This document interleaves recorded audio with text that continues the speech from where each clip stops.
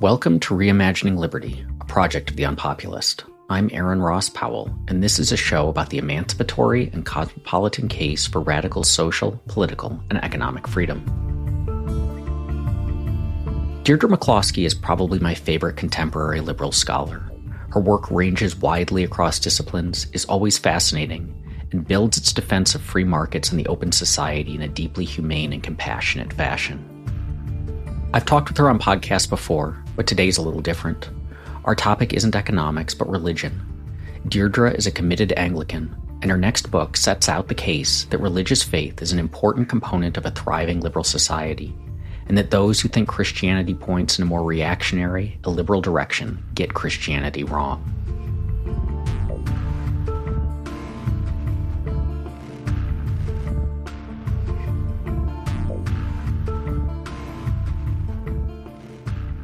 The place of religion, religious belief, and religiously motivated politics can be a little bit odd in a liberal pluralistic society where the metaphysical claims that drive a particular set of religious beliefs might not be widely shared, but can still be motivating of political goals. Given all of that, what is the place of religious faith within a liberal order where one's faith might not be universal? Well, the conventional, straightforward opinion is that of the blessed Adam Smith, namely that disestablishment is the correct way to go, separation of church and state. And I certainly agree with that. And as it worked out in Europe in the 18th century, that was one of the main paths to liberalism. Although, bear in mind that the Anglican Church was the established religion of England. And by established, I mean it was supported by the state.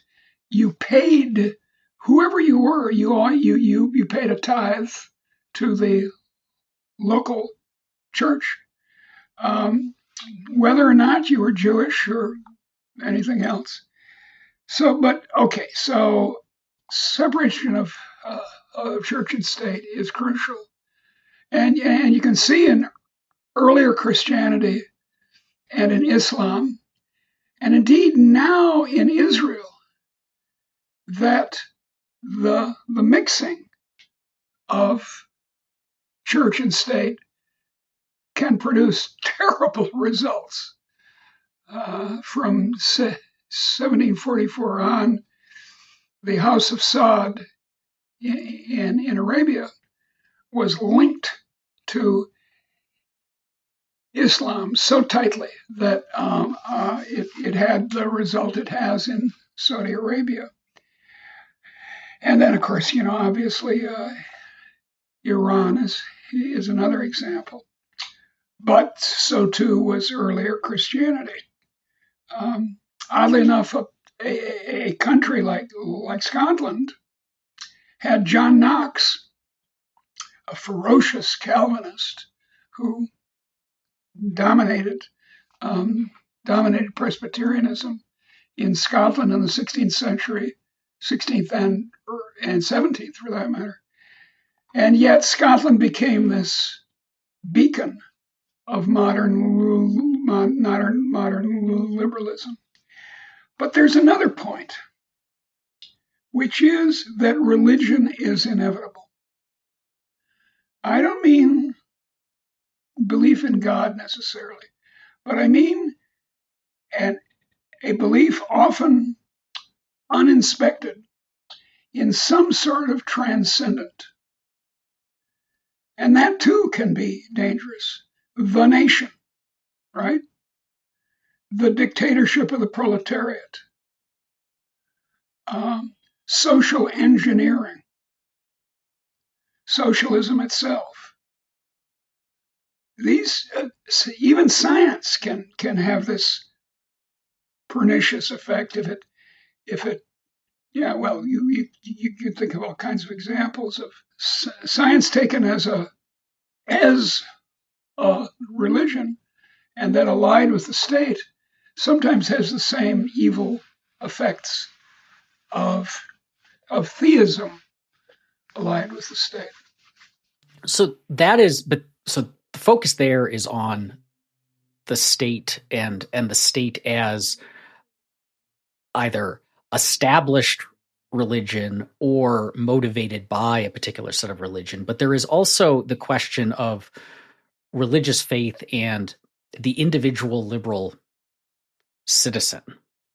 Because if you are participating in the polity, you are either asking the state to do things, you're asking it to respect certain things, or you're asking other people that you share this national status with to behave in certain ways, restrict their behavior in certain ways, and you're basing that upon a set of religious beliefs as opposed to a freestanding philosophical beliefs, which, I mean, there's freestanding philosophical beliefs are not as freestanding as people make them out to be, but that's my point. That's point number 2. Okay. And so but how do we square the issue of you ought to behave in this way because I believe the following religious claims, and I say I shouldn't behave in that way because I don't accept those?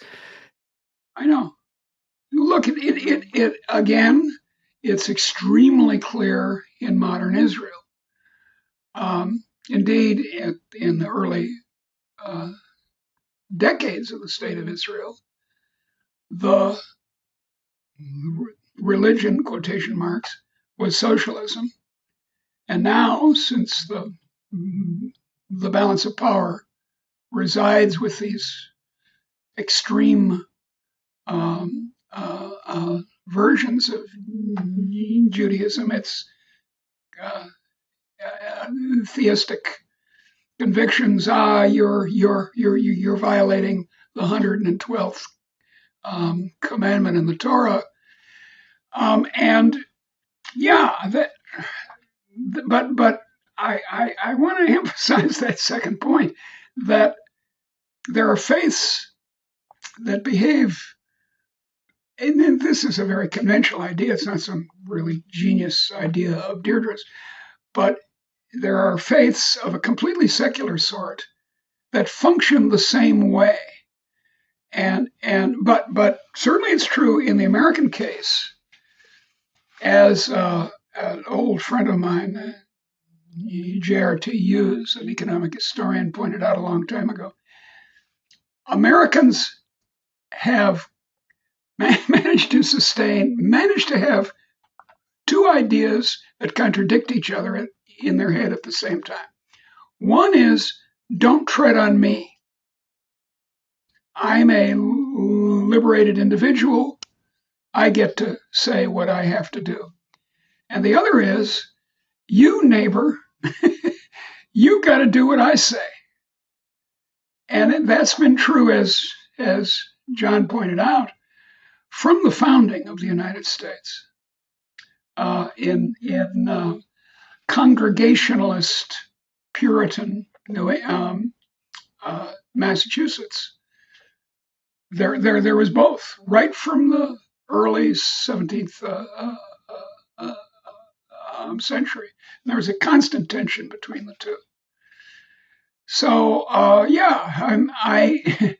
but I argue in the book that a version of liberalism, somewhat extreme, many would say, is consistent with Christianity properly understood. So let's dig into that properly understood, because there is where I think a lot of the disagreement is, because one of the things that we have seen in the last several years is the rise of or at least centering in kind of the national discourse and prominence of a particularly anti-liberal form of Christianity. Either it has an intellectual version, which is, say, the Catholic integralism. It has a almost anti-intellectualism in kind of the white Christian nationalism. But both of them tend to agree that Christianity, as they understand it, pushes back very hard against the deeply sort of liberal society, the dynamic, open society that you're arguing for. Very much so. I did a review of Patrick Deneen's, who's a conservative Catholic, book called Why Liberalism Failed. And my review was entitled Why the Critics of Liberalism Fail. And a month or so ago in Harper's Magazine, Patrick and I debated, along with Frank Fukuyama and Cornel West, on the future of liberalism. And I said to Patrick, what's your alternative? What sort of society would we have if there hadn't been the liberty movement since the 18th century? And in my view, it would be a 17th century nightmare. So I said to Patrick, you want to move forward into the 17th century. But by the way, there's also an anarchist or anarcho-capitalist extreme version of this. I'm forgetting his name, but he was among the Austrians at Auburn, died a couple of years ago, and was a Protestant, but wanted to set up a theocracy, which I find just... So, yes, these movements, it's rather similar to, now this makes what I'm calling point number 2 again, it's rather similar to the atheistic faith in communism and the drift away in mildly socialist countries like Sweden away from churches. The churches in Sweden and much of Europe now are empty. And I don't believe that's necessary or even obvious. But the reason they're empty is often, that there are substitute faiths. For example, in Sweden, the substitute faith is environmentalism.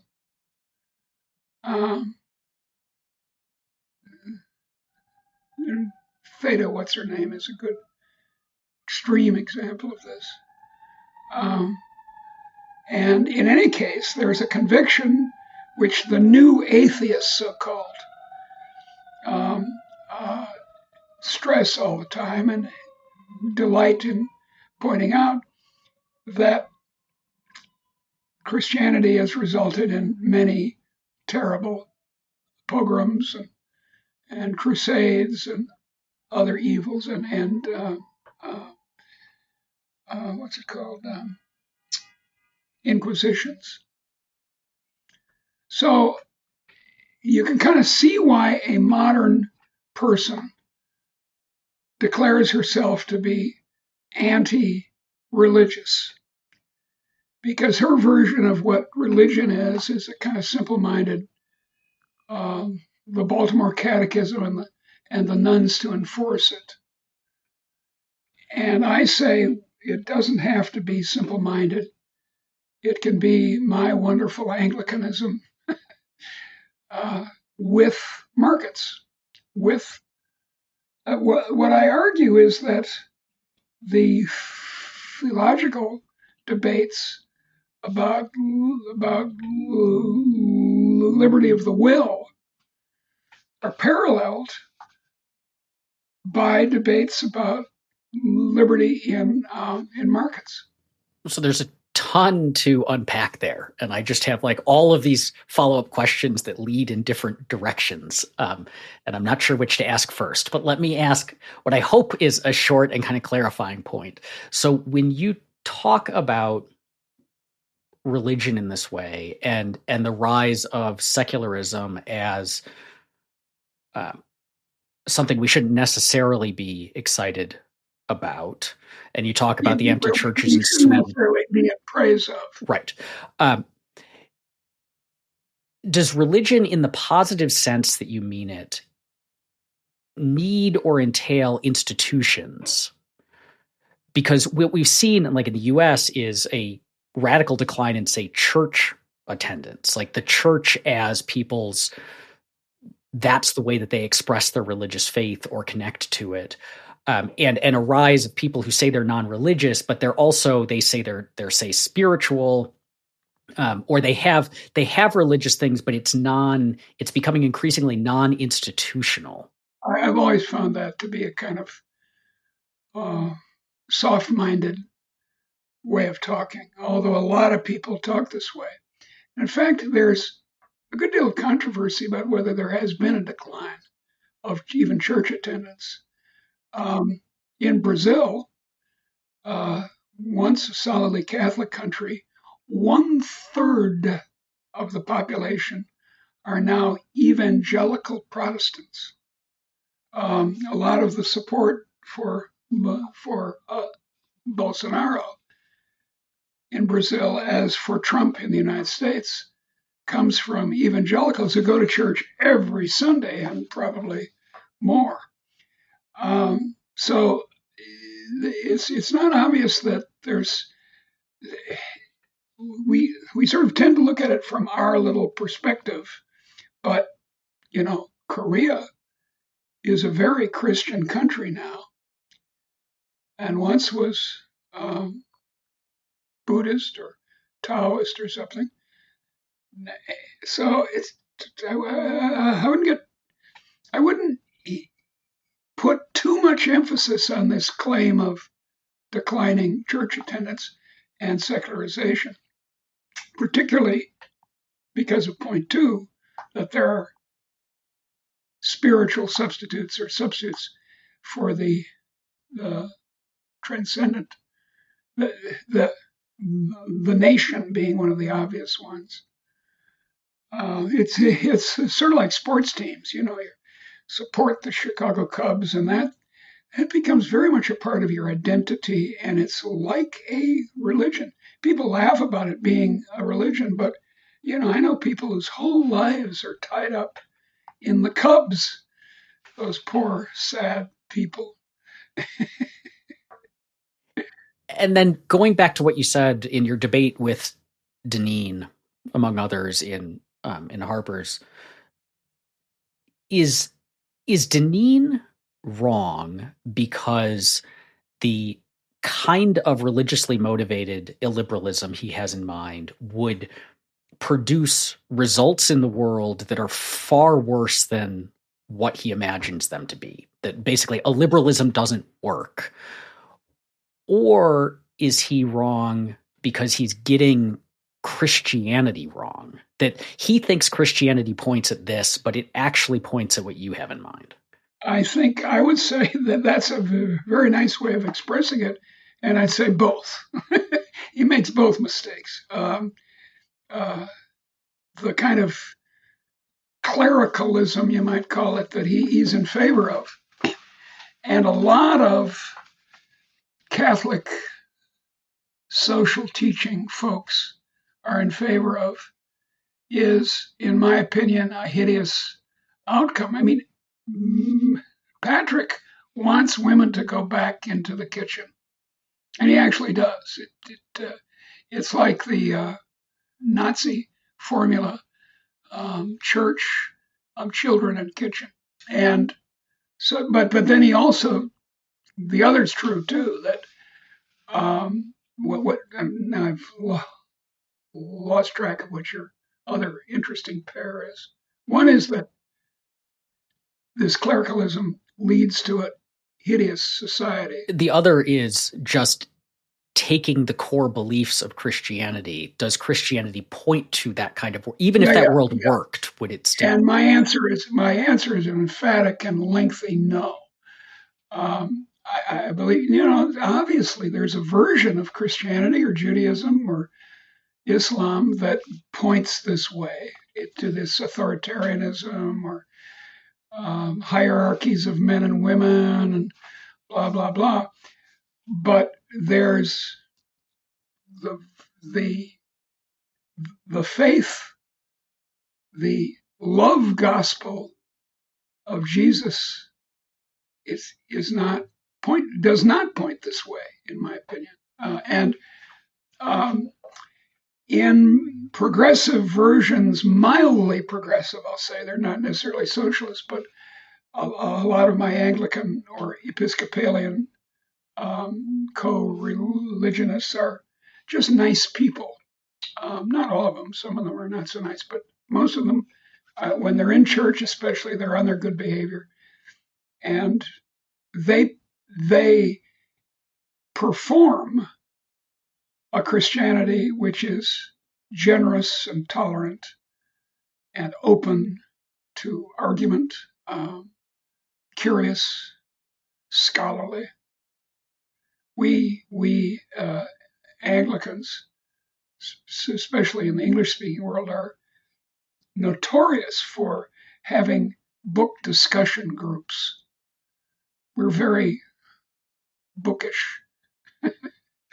So the ultimate argument then is it that Christianity, rightly understood, is this religion of love, and that love manifests as kind of an equal respect and dignity for others. And it results in this is what irritates my friends. It results in a market society. That market societies, not top-down coerced economies, are fit with the gospel of love. There's a kind of mild sort of love that's exhibited in market relationships, even very hands-off relationships. Look, you go to your grocery store that you habitually go to, and you keep seeing the same butcher and the same clerk, and they've, in such what the French in the 18th century called sweet commerce, makes you into little friends. And that kind of, whereas, central planning socialism does not make you into little friends. Yeah, that fits with my frustration that I often have with my friends on the progressive left, or even say the Marxist. I have lots of friends, by the way. Having been one of them myself, I can kind of understand their emotions and some of their alleged thoughts. And I still have very many socialist friends. Yeah, and it is that, this is, if I'm going to kind of oversimplify, one way to distinguish, I think, the hard right, the Deneen style, is I think the actual motivations and the ends that they aim at are morally corrupt in a lot of ways. They being the hard right, Deneen style, the world that Deneen wants is morally bad. The left tends to be much more laudable in their goals and motivations and values, but the underlying frustration that I have is in, I think, seeing the way that you operationalize that sense of love, that sense of fellow feeling, is through the state. The state is how we give to each other. The another person in this 4-person conversation we had with Harper in Harper's, which was then published in the magazine, was this wonderful man who I hadn't met before, Cornell West, who truly, everyone who knows Cornell knows that he's a sweetie pie. He's a very nice man and very generous and open and loving. He comes up to me, he's never met me before, and he says, "Oh, Deirdre," and he hugs me. He's a socialist, and he knows that I'm not. I'm a liberal, and yet he's willing to engage with Patrick, who was once a colleague of his at Princeton, and willing to engage with me or Frank Fukuyama in a open spirited way, unlike Patrick Deneen, who's kind of nasty, to tell you the truth. But you're right. Cornell's premises about how to help the poor are just completely wrong. He wants to help the poor by giving them more money, by coercing other people to do things that he thinks will help the poor. Like, they'll take a conventional example, the minimum wage, which screws very poor people. But that's not the only one. He would surely believe, as so many on the left, even the mild left, like Biden, that protectionism, international trade restrictions are good for poor people. No, they're not. They're terrible for poor people. And I expect that Cornell would kind of assume that occupational licensing, which is a terribly oppressive burden on poor people, is just a fine idea. And this is even a guy, and he's black, of course, who must realize that making people who braid hair for a living get a state license is really a nasty thing to do to poor people. So, as you said, it's out of the sweetest of motives, comes some really nasty results. Zoning, trade unions. I'm always the only person in the room who could become a union electrician in the state of Michigan if this academic, public, intellectual thing of mine doesn't work out. I'm going to go be an apprentice electrician, because my grandfather, my Uncle Joe, and my cousin Phil were all union electricians in Michigan. And dear, that's the only way you get to be a union electrician. Sorry, you can't. So, these are terrible things, but that's what they think are good. Let me pick up on this idea of love in a liberal society and the necessity or centrality of that, because a lot of people on our side, so free market economics kinds of people, tend not to make love part of their argument. Their argument is either pure like utility, or it is pure like self-interest. That's that self-interest and basically coupled with kind of toleration are the motivating values of a commercial society. And by the way, their third characteristic is that they're all atheists, sometimes vocal atheists. Who's that fellow? If he didn't exist, he'd have to be invented. George Mason, the economist, who takes exactly this line you're talking about, a hard-nosed libertarian line, but he's also an atheist. I forget, he's a professor at George Mason. And it's interesting you bringing this up, because in my own work, my project lately, so I am an atheist, but I am also very committed Buddhist, and most Buddhists are. I understand that Buddhism isn't like Abrahamic.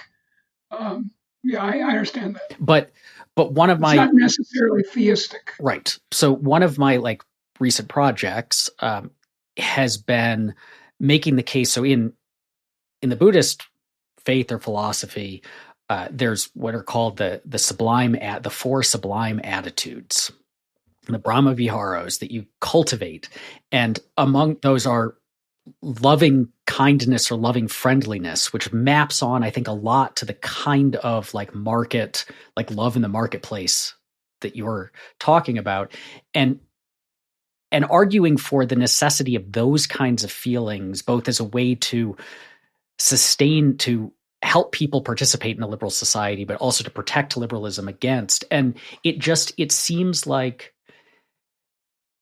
that sort of empathetic, fellow feeling compassion towards others has been pushed out of the way that we make the case for markets. And I think that's had two effects. One is that it has meant that particularly people on the left who would be sympathetic to to the arguments say those guys are kind of unfeeling. They're like Randian would be the stereotype of it. But the other thing is that it has basically ceded arguments from care and fellow concern to the left. I agree with you. And that's one of the reasons I wrote the book. And I've been pounding on this for 20 years now, that that a free society requires love and encourages love in a way that a centrally planned authoritarian society does not. In fact, it kills love, except love of a kind of very narrow sort, where you might love your husband, but you also might turn him into the party for deviationism. And it's irritating to me that this wonderful gospel of love, or the Jewish focus on this business deal between Jehovah and the Jewish people, or Islam's creation out of a merchant of Mecca. They don't get that Jesus lived in a commercial society, and he didn't insist that all the fishermen drop their nets and follow him. And on and on and on. The two can be brought together. And the other point you're making is that if you don't bring them together, you've ceded the emotional case for a free society to the centralizers. Now, I think a lot of my friends on the left, my modern friends on the left, they're not party line Stalinists. In fact, I wouldn't want to have a friend who's a party line Stalinist. And they believe that there's some third thing that we can do, that we'll have co-ops and we'll buy jug wine and some tofu from the co-op and drive an old Volvo. And that'll be our way of getting in between the market that, I hate the market, even though they use it every day. And on the other hand, the state. I have a friend, a wonderfully learned and imaginative Marxist economist named Jack Amarillo. And Jack said to me once, I hate the market. He said, Jack, you don't hate the market. Your house is filled with lovely antique furniture that you bought in a market with your modest academic salary that you also earn in a market. Jack says, I don't care. I hate the market. Well, Jack, hate and the market don't have to go together. Do you think that developing, cultivating, coming to embrace this kind of love, fellow feeling, compassion, sympathetic joy, whatever we might happen to label it, that religious faith is necessary for doing so and religious faith at some kind of socially sufficient level? No, I don't think so. I know lots of hopelessly atheistic people who are nonetheless have a moral center and do show the gospel of love in their lives without really knowing that they are. It's a lot easier, though, to do it in community. And to go back to an earlier issue, see, people say, I'm spiritual, but I don't belong to any church. Well, okay, maybe a great faith person, um, uh, Simone Weil or something, can do it without being in a church. But we ordinary people, we need to do it together on a journey and go to church or go to the synagogue or the temple. And that educates us and keeps us on the path, because faith is not a theorem. I said this the other day to an atheist liberal friend of mine, and he said, "Well, I tried to believe in God, but I couldn't do it." Well, you can work and come to believe 6 impossible things before breakfast, but faith is not propositional. Faith, to put it in kind of California terms, is a journey. Belief in English is cognatus, a cousin of the word leaf, the old, somewhat obscure word. I would leaf, go with you to town. I would prefer to go with you to town. And love, leaf, belief, beloved are all from the same root, which means following faithfully. It in a hierarchical aristocratic society, you pledge your troth, and by the way, troth and truth are the same word. You pledge your troth to your beloved master, your chief, and so until really the 17th century, that birth of crazy rationalism in Europe, people understood that Christianity, say, was a journey, not a set of not dogma, not as I said, the Baltimore Catechism and the nuns to enforce it, but a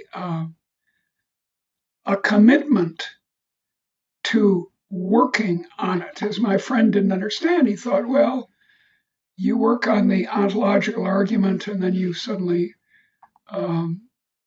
believe Christianity. And that's just not how you get it.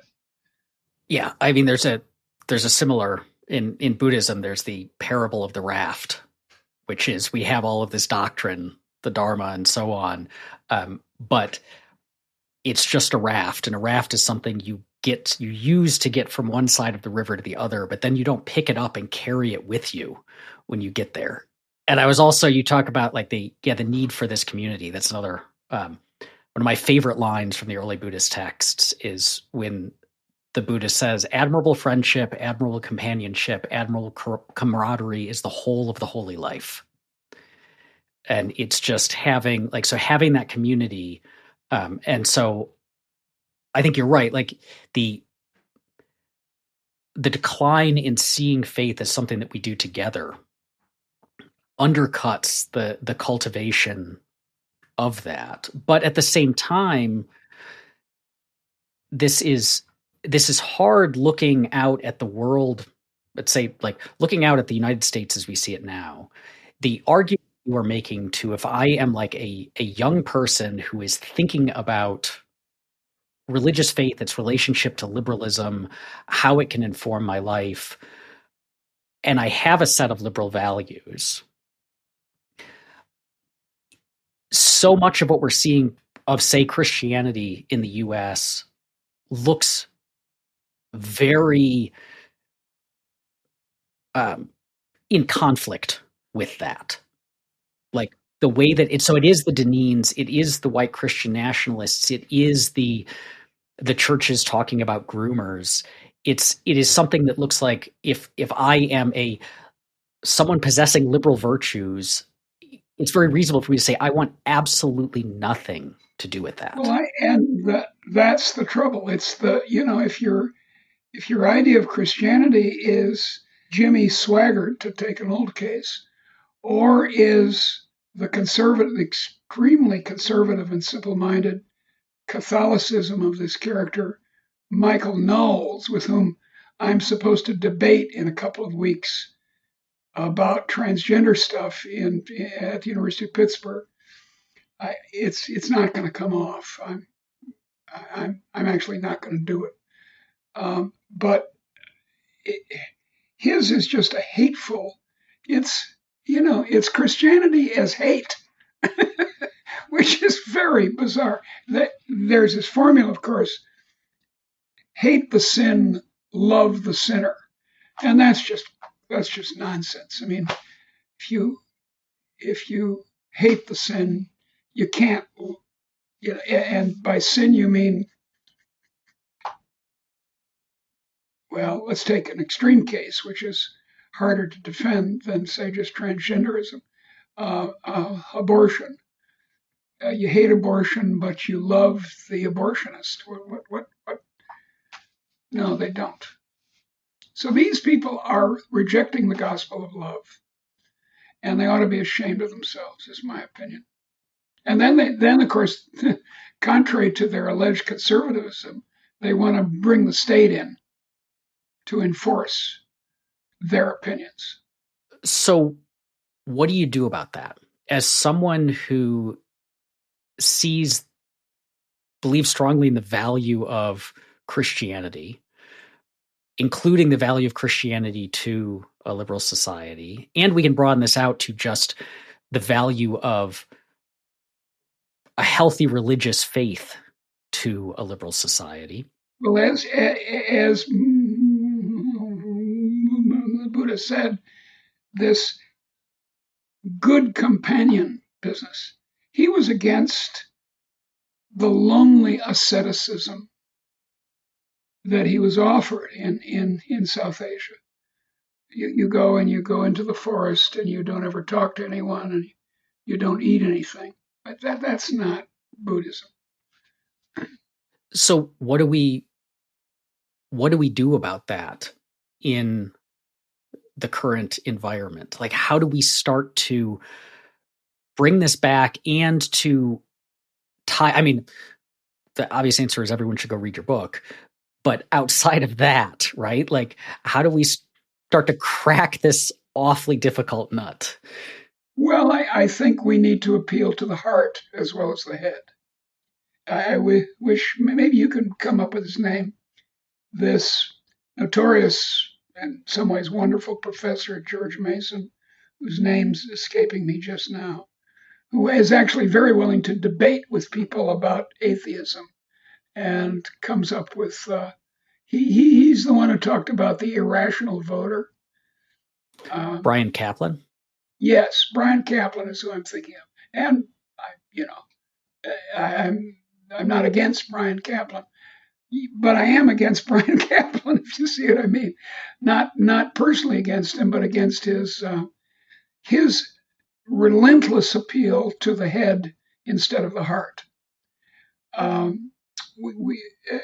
The left, and indeed the right, the nationalist right and the socialist left, both appeal to the heart. As a former folkie back in the 1960s, I know more socialist songs than any of my socialist friends. We had a faculty union at the University of Illinois at Chicago, and I joined the union, and my friends in English and history were just delighted. And we had a day of picketing, and I was teaching them union songs, which they didn't know. I walked the picket line against the stupid administration. So songs, movies, rock music, country music, Rock music, like jazz in the old days, is a performance of liberty, which I don't think is sufficiently appreciated by our more stuffy classical liberal friends. They like ballet and orchestras, which I do too, but they don't realize that ballet and orchestra were very popular with the Soviets, with the USSR, and they hated jazz. Because jazz is improvisation. It's like the marketplace. No. We got to have it planned. It's got to be top down. There's got to be a choreographer or a conductor. So and the other thing to do is what I'm insisting on, and a few others of us, not too many, are insisting on, which is that Christianity or Judaism or Islam or Buddhism or whatever your